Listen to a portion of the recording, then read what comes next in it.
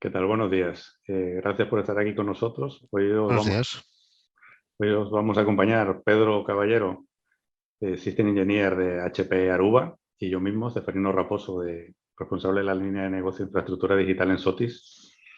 Eh, pues la verdad que estamos muy ilusionados de estar con vosotros aquí hoy y poderos presentar las ideas y los conceptos que creemos son importantes para la nueva forma que vamos a tener o que se está desarrollando para trabajar hoy en día, ¿no? Eh, pues, un poco por daros la agenda del día, pues, daros la bienvenida, evidentemente, presentaros un poco el contexto en el que nos estamos desarrollando con los retos en la gestión del acceso para este mundo híbrido. Daría paso a Pedro, que os va a explicar cómo ClearPass nos puede ayudar a desarrollar esas capacidades dentro de las organizaciones actuales. Veremos un caso de uso para que os hagáis una idea de cómo se puede aplicar dentro de la vida real que hoy vivimos. Os hablaré un poco yo después de la parte de los servicios de SOTIS y cómo os podemos ayudar a desarrollar o a implantar esa tecnología dentro de vuestras organizaciones, y abriremos un ciclo de ruegos y preguntas para que podáis compartir con nosotros las inquietudes que tengáis al respecto de este tema. Por poneros un poco en contexto, cuáles son los retos que estamos viendo nosotros que existen en el mundo actual, ¿no? Sobre todo en la parte de la gestión de acceso, que hace nada era básicamente el acceso dentro de las corporaciones, y hoy en día se trata de ampliar ese acceso a un entorno que ya no es solo la casa no solo la oficina, sino la casa o cualquier otro lugar en donde la gente decida que quiere trabajar, ¿no? En este aspecto podemos ver, antes de la pandemia justamente, solo el 7,9% de la población mundial trabajaba desde su casa, ¿no? Y en España, en esa misma época, menos del 5%. A partir de marzo, pues, del año pasado, que todos somos conscientes de ello, hubo un cambio en en ese paradigma, ¿no? Y según datos del CIS en España, el 26% de los trabajadores lo han empezado a hacer en casa como resultado de la pandemia, ¿no? De este 26% trabaja en casa, pues un porcentaje muy alto está satisfecho, muy satisfecho, y hay una parte de esa gente que está poco satisfecha, y los criterios para decir cuál es su insatisfacción pues son variados, ¿no? Pero uno de ellos es que se sienten solos y aislados, y eso es parte de por qué no ha habido una infraestructura que les permita conectarse de una forma eficiente y sentirse partícipes dentro de lo que es la corporación. Por otro lado, pues la pandemia está pasando y tenemos que hacer algo después de ella, ¿no? ¿Qué es lo que tenemos que hacer para poder afrontar este reto? La gente de Gartner nos dice que hay un cambio significativo en la forma que abordamos este trabajo, y esto efectivamente, y los estudios del CIS lo refrendan, aplica a aquellos sectores en los cuales la gente puede trabajar de forma remota, evidentemente. La gente que está en el campo difícilmente lo podrá hacer, pero sí hay un sector de la población muy importante que puede hacerlo de forma remota. Y lo que destaca Gartner en su estudio es que el trabajo se va a hacer desde una combinación de ubicaciones. Y esa combinación de ubicaciones perdón, va a ser flexible para las personas, de forma que puedan trabajar de la misma manera desde su casa o desde la oficina. Y ahí es donde están los retos del modelo híbrido, ¿no? Que puedan hacerlo de forma que tengan los mismos niveles de acceso a la información desde su casa que los que tienen en la oficina. Y no solo el mismo acceso a la información, sino el mismo acceso a sus compañeros, que puedan colaborar de una forma transparente, independientemente de donde se encuentren ubicados, ¿no? Y eso es uno de los puntos fundamentales. Hay que gestionar ese trabajo híbrido para que no me genere nuevos problemas. Y ahí viene una parte importante, que es el uso de la tecnología de una forma apropiada para resolver esa problemática, ¿no? Está más decir que esto hay que hacerlo de forma segura, evidentemente. Aunque no lo hayáis sufrido, lo más seguro que habréis escuchado el crecimiento incesante de lo que han sido los ataques contra las personas que están en forma remota, ¿no? Utilizándolas a ellas como puente para atacar a las corporaciones, ¿no? El crecimiento en el número de ataques es importante. El malware, la verdad que se ha desatado, y el malware al final lo que trae es un ransomware por detrás. Y la mayoría de los trabajadores han sufrido de alguna forma un ataque cibernético, ¿no? El final de todo, ¿qué significa? Que las personas, cuando están trabajando en remoto, no están bajo el control exhaustivo de las políticas de seguridad de la compañía, lo que permite a los atacantes utilizarlos como una puerta de entrada mucho más sencilla cuando están en su casa conectados a través de un canuto de internet sin ningún tipo de control. o no necesariamente ellos, sino el resto de las personas que cohabitan con ellos, que pueden estar haciendo navegaciones no necesariamente seguras y que utilizan esos otros como plataforma para saltar dentro de la casa. Esto al final es algo que es como llover sobre mojado, pero no está de más resaltarlo, ¿no? Fundamentalmente hay que resaltar 4 puntos claves: conectar, securizar, gestionar y poder colaborar. Conectar para que la gente pueda trabajar de forma eficiente independientemente de su ubicación. Securizar para que ese intercambio de información y de contenido sea lo más seguro posible, valga la redundancia. Poder administrar de forma eficiente desde dónde se conecta la gente, poder resolver los problemas de forma rápida y garantizar que se pueden utilizar los recursos corporativos, y colaborar, porque al final de lo que se trata es de que las personas de una organización, independientemente de su ubicación, puedan trabajar de forma armoniosa y obtener los resultados que le hayan pedido desde sus corporaciones, ¿no? Le voy a dar paso a Pedro, que os va a explicar ahora cómo funciona la parte de ClearPass, cómo nos ayuda a resolver estos problemas del trabajo híbrido, y un caso de uso para que os hagáis una idea de cómo se puede implantar esta tecnología. Pedro, todo tuyo. Muchas gracias, Ceferino. Como ha comentado bien Ceferino, soy Pedro José Caballero, soy preventa de Aruba y os vamos a contar qué peligros hemos visto tradicionalmente y la necesidad de hacer un enfoque global, ¿de acuerdo? Entonces, ¿qué ocurre?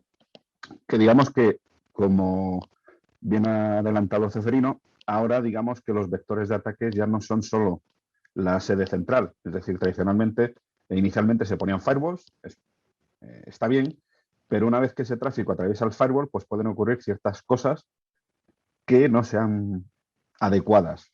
Es decir, empiezan a aparecer IDS, empieza a aparecer la necesidad de poner software en los propios terminales de los usuarios finales. Y esto quiere decir que no solo es hacer un control de acceso, que es necesario, es decir, vosotros no dejéis la puerta de casa abierta. Y en ciertos edificios primero tienes que presentar un documento, decir a quién vas a ver, se hace ese tipo de control, ¿vale? De eso se va a encargar ClearPass. Lo que pasa es que, como se indicaba, ese control no es solo el usuario, su dispositivo, a qué hora accede, desde dónde accede y demás, sino que tenemos que ajustar o adaptar esa política a ciertos elementos o ciertos tráficos que puedan no ser adecuados que genere ese usuario. Entonces, es necesario tener políticas que puedan hablar con otros elementos de seguridad de la red. Es decir, poder tener una visión global de tal manera que si hay algún elemento de seguridad que nos informa de un mal comportamiento de ese usuario, desde ClearPass poder cortar ese acceso o por lo menos limitarlo y, por ejemplo, redirigirle a un portal diciendo tu dispositivo es peligroso, llama al NOC, ¿vale? O en este caso al SOC, a la parte de seguridad. Es decir, no es solo hacer el control de acceso, es hablar con más elementos para tener más visibilidad. Entonces, el primer punto es la visibilidad directamente de qué es lo que está conectado. Es decir, si yo os preguntara cuántos dispositivos tenéis conectados y de qué tipo, seguramente no sepáis. ¿Por qué? Porque todavía siguen existiendo muchas redes desplegadas que no se hace control de acceso. Entonces, es muy fácil, si hay una roseta Ethernet libre, que alguien conecte algo.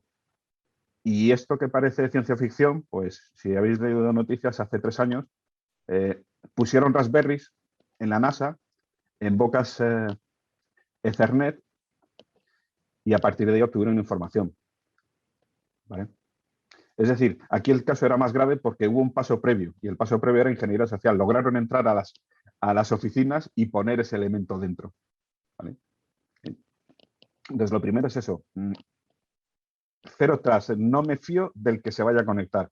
Primero, dame las credenciales, valido en mi repositorio y te dejaremos trabajar. Todo esto lo podemos hacer con todos los elementos de acceso, ¿vale? Hablamos de switches, hablamos de Wi-Fi y podemos hablar también de soluciones de acceso remoto, que vamos a ver después. Una vez que sabemos qué tipo de dispositivo es, pues ya podemos trabajar en el control, en qué puede hacer, en limitar sus accesos, ¿vale?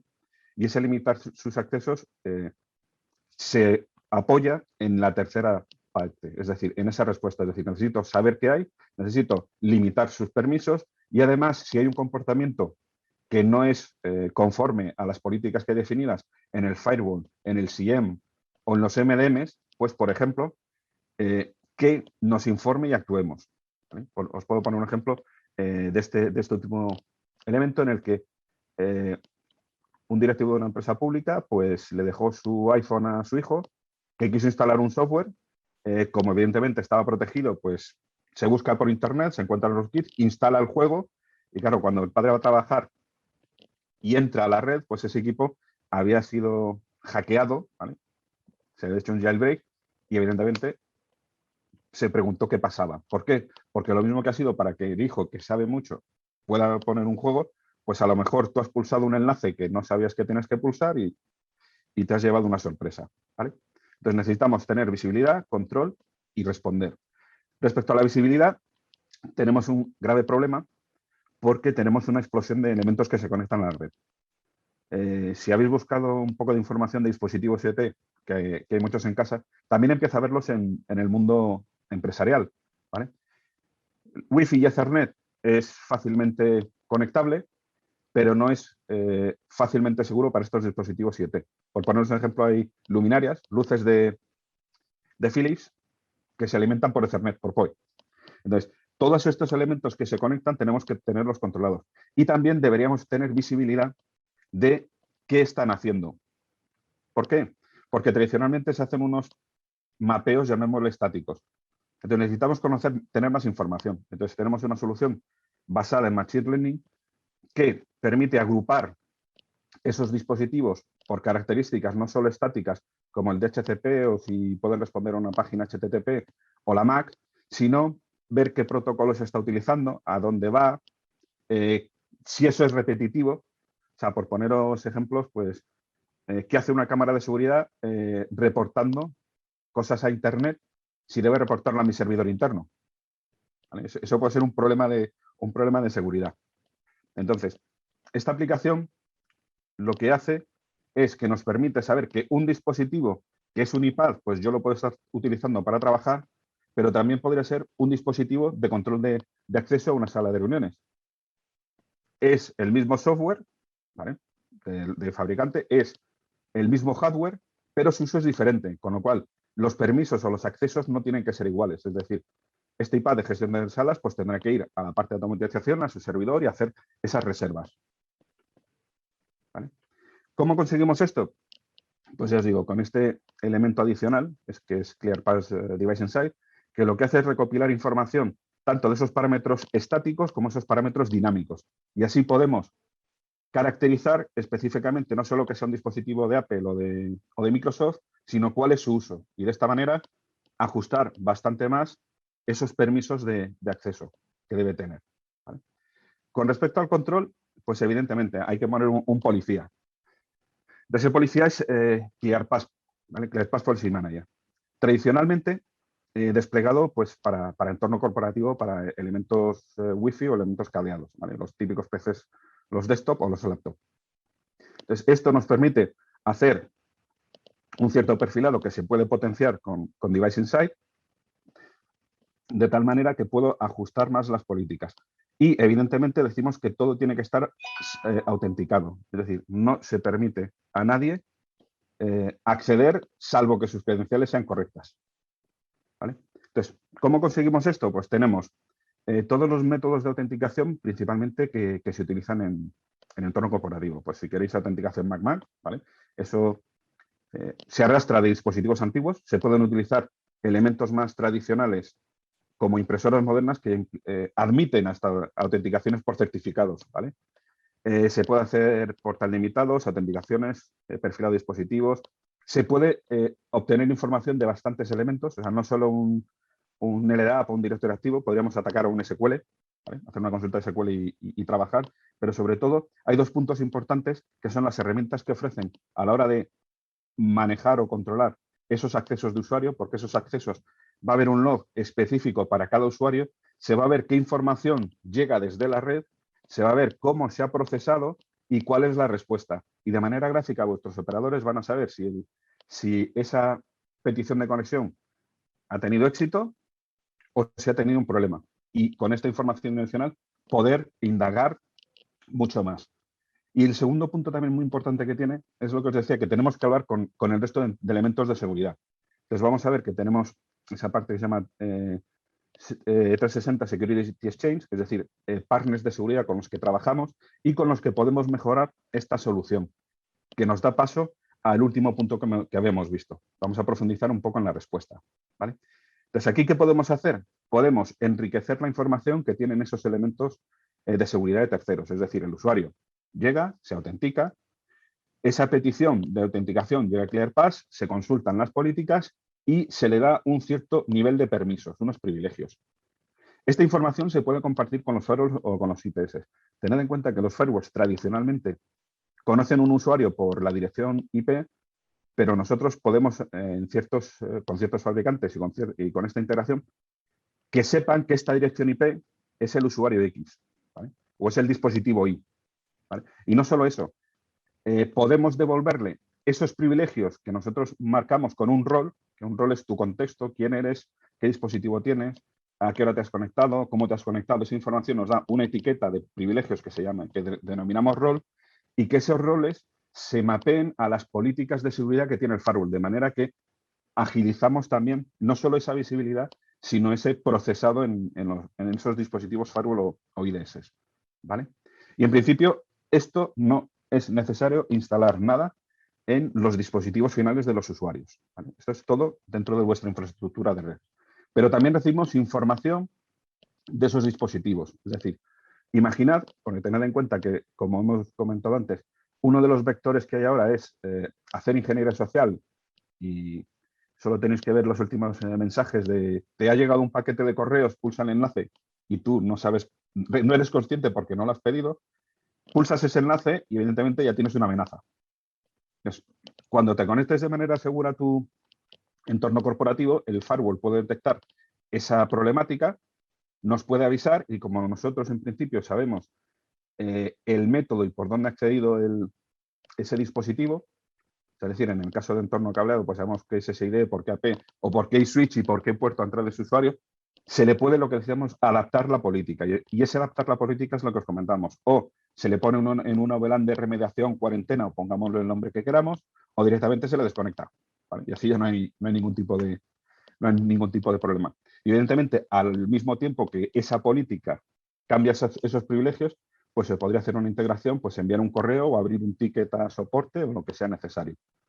De manera que se limita la carga de los usuarios de soporte porque reciben esa notificación en el momento en el que lo descubre el firewall, ¿vale? Y, comillas, se ha tomado un primer nivel de remediación.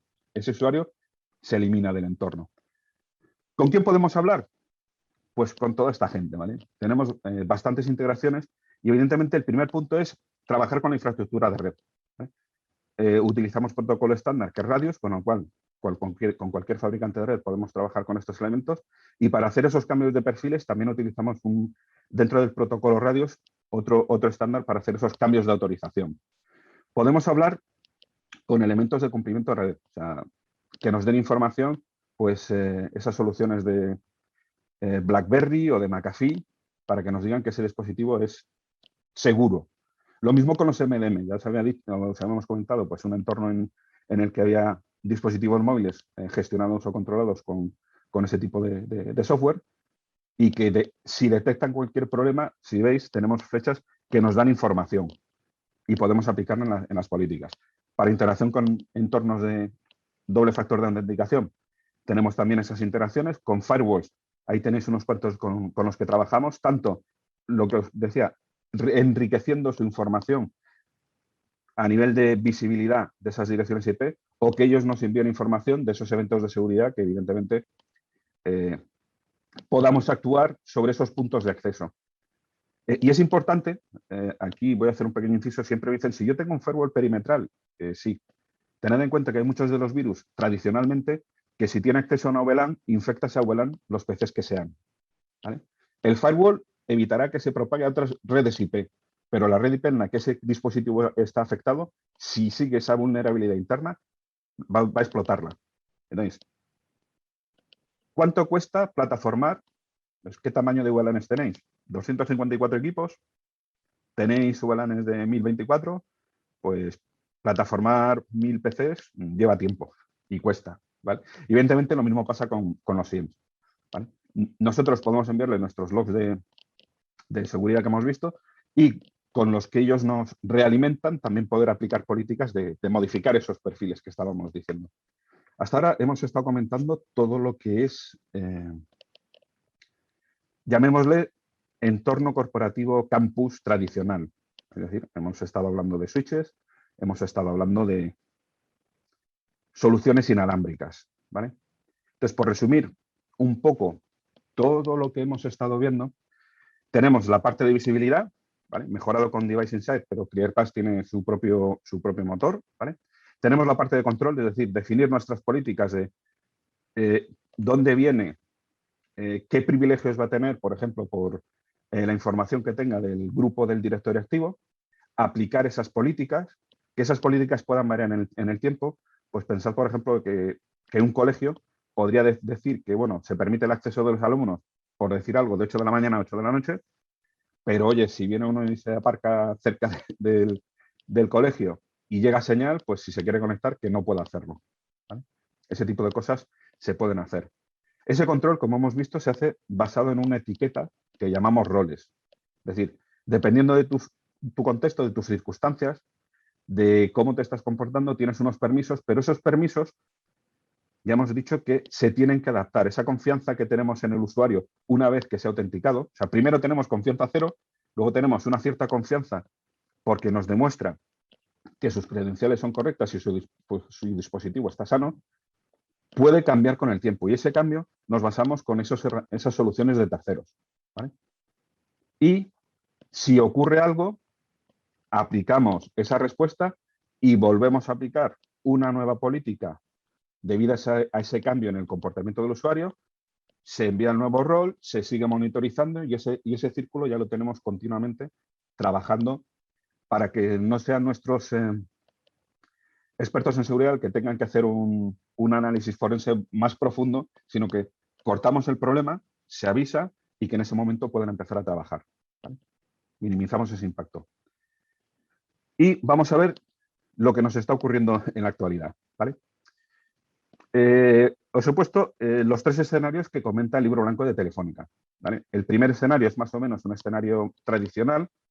Es el primero que se ha utilizado, evidentemente, porque aunque había cierto trabajo, ciertos escenarios o despliegues de teletrabajo, el más habitual era este, ¿vale? Pero que se ha visto desbordado, es decir, de repente, como ha comentado, de un 5% teletrabajando, la empresa tenía un 100%. Si tenían soluciones de VPN, es decir, de un software que se instala en un PC para que se conecte a la red corporativa, pues de repente han tenido que ampliar licencias, ampliar equipamiento y desplegar ese software en esos dispositivos de usuario. Lo que pasa es que hay una serie de problemas en este entorno. Son soluciones independientes, es decir, está mi usuario conectándose remotamente con ese software, del cual le he tenido que hacer ese despliegue, el cual, si está trabajando en su casa y tiene un router de operador, pues va a tener una clave compartida, que esa clave compartida, esa wifi va a estar compartida a su vez con el resto de habitantes de esa casa, y supongo que lo habréis vivido, pues es posible que vosotros hayáis teletrabajado, vuestra mujer o vuestro marido y vuestros hijos, y de repente, pues tener 5 o 6 teletrabajadores en casa, a veces sufre el router, ¿vale? Ese router es del operador. ¿Quién gestiona si se pueden o no cambiar esas políticas? ¿Vale? Y entonces, una de las recomendaciones que se hace es utilizar conexiones VPN SSL con doble factor de autenticación, ¿vale? ¿Cuál es el siguiente paso? Que es el que vamos a hablar después. Pues poder extender la red Wi-Fi y la red LAN, perdón, de la oficina hasta mi casa. ¿Qué consigo con ello? Pues utilizo el mismo método de acceso, es decir, el trabajador tiene su PC, que si ya estaba teletrabajando o también se desplazaba a casa, ya tiene esa configuración de conexión Wi-Fi. Esa conexión va a seguir con las políticas corporativas, perdón, va a seguir con las políticas corporativas en cuanto a accesos certificados y sobre todo Enterprise, ¿vale? Puede ser con certificados o con el usuario del directorio activo. Tenemos posibilidad de poner filtrados de Firewall Capacity Stateful en ese equipo. Podemos hacer una gestión remota. Este dispositivo permite hacer un despliegue ZTP, es decir, enviárselo al usuario y con una mínima información de lo alimentas con este alimentador externo o si ya tenía un switch PoE, se alimenta con el PoE, lo conectas y ya con una preconfiguración que se puede hacer desde soluciones en la nube, se baja la configuración y ya nuestro entorno corporativo tiene visibilidad de ese equipo, de qué aplicativo se está utilizando y si hay algún tipo de problema. Y puede ayudar a solventar ese tipo de problemas, cosa que es algo un poco más complejo con el primer escenario. Para el usuario es como si estuviera trabajando en casa, y se conecta de la manera tradicional y tiene posibilidad de, si tiene que conectar algún dispositivo adicional, pues poner una conexión cableada. Y al mismo tiempo esa Wi-Fi que tiene la seguridad corporativa solo la utiliza el trabajador, con lo cual no tiene que pegarse con la solución Wi-Fi del router del operador, ¿vale? Y el último ya es un caso un poco más extremo, que es extender la WAN a casa del trabajador. Evidentemente, una segunda línea, un segundo router, ese router dependerá si entra del plan corporativo esa gestión o si va a ser una segunda línea que evidentemente tiene un coste adicional. ¿Quién va a gestionar ese equipo? ¿Vale? Pero dependiendo cómo se haga ese despliegue, pues podrías convertirse en una oficina pequeñita del corporativa para realizar ese tipo de trabajos. Entonces, ¿cómo se comporta el entorno? Pues lo que veis aquí, tenemos un dispositivo para que el usuario se conecte bien de manera cableada o inalámbrica.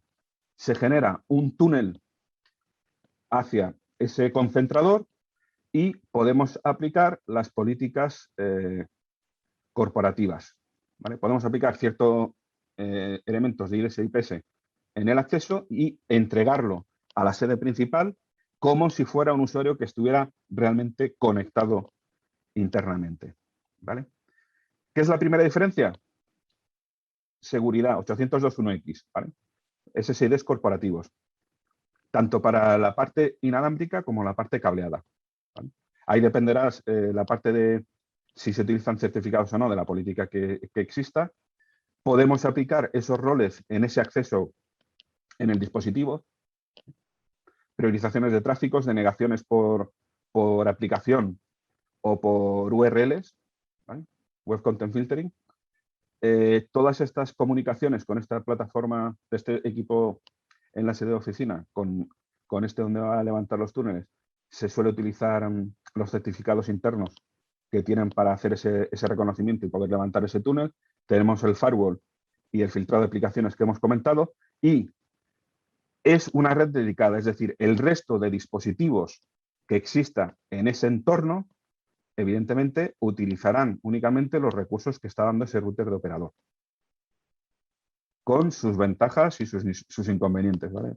Las comunicaciones presarias son muy sencillas, pero tened en cuenta que si vivís en un entorno más o menos, llamémosle civilizado, urbano, digámoslo así, yo, por ejemplo, no podría tener esta sesión de Zoom si no tuviera un AP, porque el router de mi operador trabaja en 2.4 y tengo como 60 Wi-Fi del resto de los usuarios. La Wi-Fi es libre, la pueden radiar y ciertas velocidades no son operativas, con lo cual sesiones de este estilo, de Zoom, de Teams o cualquier otra herramienta colaborativa, pues pueden verse afectadas precisamente por el uso de ese router y el ruido del espectro que hay en la banda de 2.4. ¿Vale? En principio, agradeceros vuestra atención y os espero ahora en la siguiente parte de ruegos y preguntas. Pero antes voy a dar paso a Ceferino, que os va a comentar un par de puntos interesantes. Pues muchas gracias, Pedro. La verdad que interesante la cantidad y el espectro de funcionalidades que puede ofrecer ClearPass y que prácticamente se adaptan a cualquier caso de uso, ¿no? Aquí un poco la pregunta que nos podemos hacer es cómo llevamos a la práctica todas esas funcionalidades y capacidades que nos puede ofrecer ClearPass, ¿no? Y esa es la propuesta de servicios que os hace SOX. Nosotros la pasamos a través de nuestro marco metodológico y lo primero que hacemos es determinar cuál es la necesidad que tenéis. Y ese es básicamente cuál es el caso de uso que mejor aplica. Hay un abanico muy amplio de posibilidades, como habéis visto en la presentación de Pedro, y lo importante es determinar cuál es el caso de uso que mejor aplican para mí o para mi corporación o para los servicios que yo necesito ofrecer, hacer una evaluación, diseñarla y ver si de verdad está alineado con ese resultado esperado que estamos buscando. A partir de ahí lo que se hace es una implantación y tenemos la parte de servicios gestionados que permite operarlo y conseguir la realización del beneficio al final, que es lo que realmente es importante, ¿no? Eso lo tenemos, pues, veis, un portfolio de servicios que puede ir desde la parte de soporte a la parte de rendimiento y transformación o a la parte de administración. Básicamente, tampoco quiero daros mucho la brasa, pero es un poco para que veáis que hay un portfolio de servicios muy amplio que abarca prácticamente toda la parte de infraestructura digital que se puede utilizar hoy en día. En el caso particular que estamos hablando hoy, en el trabajo híbrido, serían elementos que se aplican a cada uno de esos casos de uso que permitan a esos usuarios remotos trabajar de forma transparente con los usuarios que están en la corporación y permitir esa flexibilidad de trabajo y que se pueda tener la sensación o la experiencia que se está haciendo desde el mismo sitio, ¿no? Un poco aquí tenéis el panorama de las diferentes espectros que abarcamos con nuestro portafolio de servicios. Y en definitiva lo que nosotros buscamos con esto es acelerar el camino al éxito de vuestras organizaciones, el minimizar la complejidad y el riesgo, porque como habéis visto en la exposición de Pedro, se corren muchos riesgos cuando abrimos las puertas para que la gente pueda tener una flexibilidad mayor a la hora de trabajar y transformar un poco la forma en la que trabajan los usuarios, para que sean mucho más eficientes en el uso de la tecnología para conseguir los resultados que le pide la organización, ¿no? No me queda más que agradeceros vuestra atención. Abriremos un ciclo de ruegos y preguntas.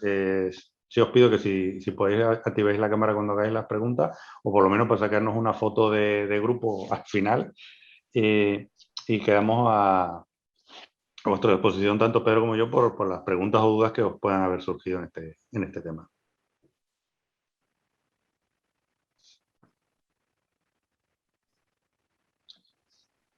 En todo caso, bueno, no sé si hay alguna, pero yo por romper el hielo iba a transmitiros un poco cuál es una de las preguntas que normalmente nos hacen los clientes cuando hablamos de estos temas del trabajo híbrido, ¿no? Porque antes era el trabajo remoto y trabajaba en mi casa y ahora resulta que lo llamamos híbrido, ¿no? Y si esto es verdad, es mentira, esto solo aplica a los Estados Unidos.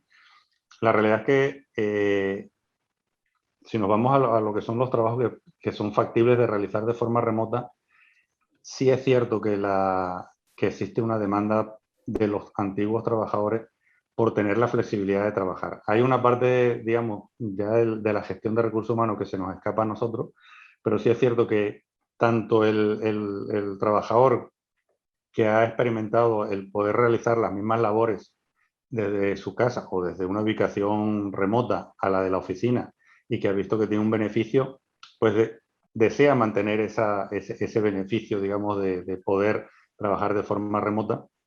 Y por otro lado, está el caso de las empresas, que quieren que sus trabajadores de alguna forma puedan realizar las labores de forma conjunta o colocados, estando en la misma ubicación, y que se establezcan, digamos, dinámicas mucho más, a lo mejor enriquecidas por la presencia personal. Entonces hay que lograr combinar ambos factores y dar respuesta también a cosas que inclusive nosotros mismos estamos encontrando cuando estamos contratando personas. Lo primero que nos preguntan es si hay trabajo remoto. Entonces, para poder ofrecer esa flexibilidad tienes que tener una infraestructura que permita que ese trabajo se realice de forma eficiente. Entonces, es algo que está ahí, lo estamos viviendo mucho más en unos sectores que en otros, pero que probablemente haya llegado para quedarse, ¿no? Sí, por poner un par de puntos adicionales, digamos que el teletrabajo antes o el trabajo remoto era algo que existía, pero no era reconocido, ¿vale? Ahora sí, o sea, ahora ya se ha empezado a legislar, ya es un acuerdo que se puede tener entre el trabajador y la empresa para poder ofrecer este tipo de solución. Digo solución pensando en el usuario final, es decir, pensad en Madrid, simplemente si tú puedes trabajar desde casa, tienes un horario flexible y te quitas el atasco de entrar y el atasco de salir, pues, bueno, digo Madrid, como puede ser Barcelona, puede ser Valencia, eso lo sufrimos en muchos sitios. Entonces, ese tiempo que se percibe como lo estoy gastando, pero no lo estoy disfrutando, llamémoslo así, ese traslado por los atascos, pues eso no lo tienes. Y además, con este tipo de soluciones de trabajo que se suele flexibilizar ese tipo de horarios, pues ahí hay mucha gente, es mucho más sencillo llevar a los niños al colegio, por ejemplo. Entonces, es algo que ya hay legislación, es algo que está gustando, ¿vale? Porque disfrutas más del tiempo y es algo que realmente se está desplegando. Digamos que realmente una de las cosas, ya os había comentado antes, que los primeros despliegues han sido básicamente gente que ya tenía este tipo de solución, gente que se ha visto desbordada.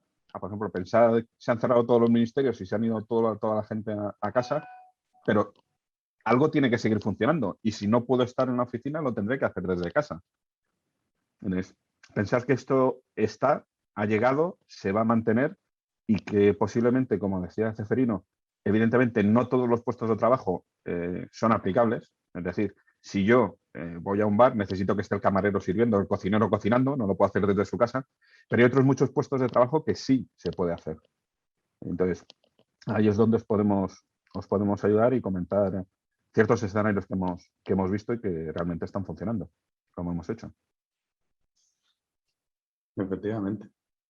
Y en todo caso, el estar preparado en caso de que vuelva a ocurrir una situación similar a la que hemos vivido, que puedas reaccionar de una forma mucho más rápida sabiendo cómo se puede montar.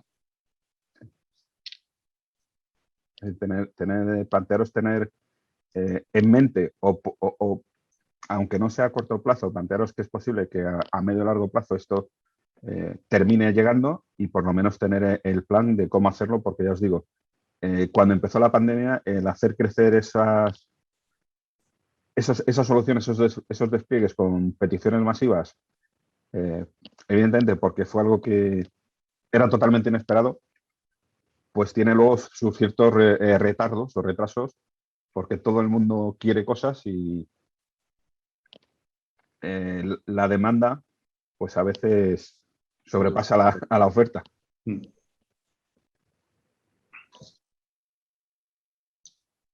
Pues no sé si hay alguna pregunta en particular, no parece que haya ninguna. Si no hay nada más, pues oye, agradeceros nuevamente el haber estado aquí con nosotros hoy por la mañana, por vuestra atención. Esperamos que haya sido de utilidad. Están nuestros contactos y nos podéis llamar para cualquier duda o para cualquier ampliación en los temas que hemos tocado hoy. Y pues por mi parte muchas gracias, Pedro, la verdad muchísimas gracias por haber estado hoy con nosotros también. A vosotros por invitarnos y a los asistentes por su tiempo. Pues muy bien. Gracias. Hasta luego.